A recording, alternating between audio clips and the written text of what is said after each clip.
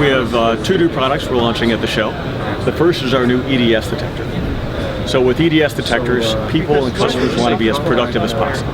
And that means capturing and collecting every possible X-ray that comes from the sample, especially in very low X-ray generating situations.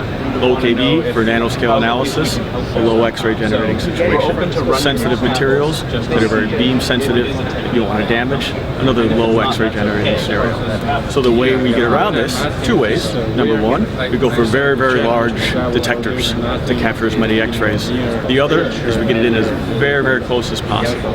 The two tend to be contradictory. You're either big and far away or small and very close.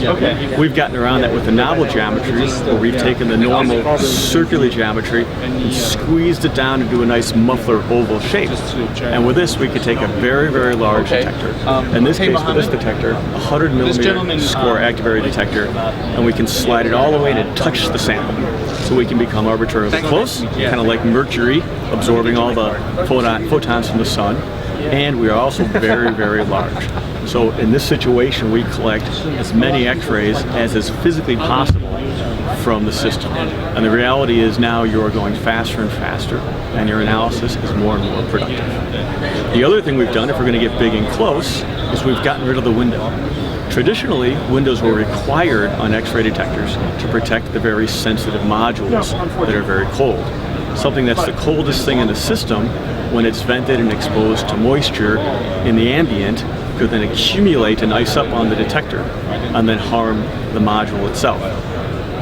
We've changed the thermal architecture so that with proper interlocks in place, where we constantly monitor the pressure of the system and we constantly monitor the vent interlock of the microscope, and we can heat up and cool down in only a couple of seconds. So if there is an idle time of more than 30 minutes, if the software isn't active, or if we detect the pressure in the chamber rising, we turn off the cooling and heat up very rapidly.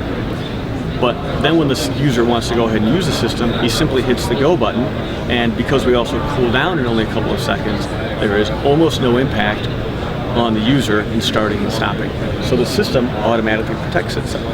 The great thing with getting rid of that window is the window has these support grids that absorb roughly 30% of the X-rays. So we not only are larger and closer, we are getting back the 30% that we would normally lose, and windows preferentially absorb all the low energy X-rays. So whether you're running at low kV and only getting X-rays in the 0 to 3 kV region, or you're looking at light elements such as lithium, boron, carbon, nitrogen, we get all of those back many factors larger than a traditional EDS detector, because no window is better than the best window possible for light element sensitivity. Now the other thing that we're launching at the show is, because we're now pulling in all this data at a magnified rate, how do we handle all of that? And this is what we're calling big data.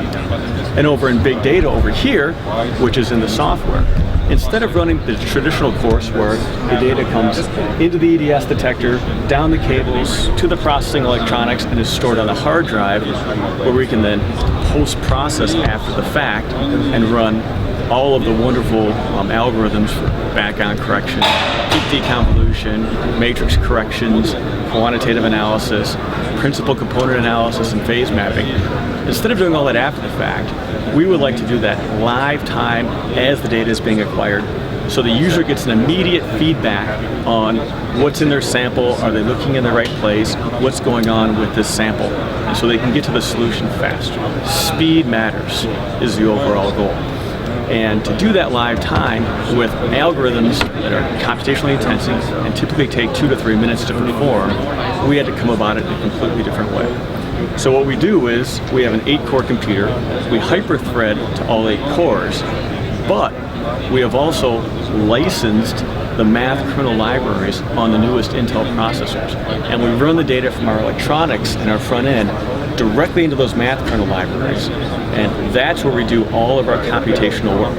And these libraries are optimized for nonlinear equations, vector optimization, matrix math, and the FFT math that drives all those algorithms. So we're no longer working in a traditional computing space. We're working up in the math kernel libraries where we have enormous power in the computing, and now we can go real time in the algorithmic work, which means we can go real time in the data display back to the user. And so with collecting the most amount of vector that one can from the sample, processing it in a powerful way that gives us live time, real time feedback to the user.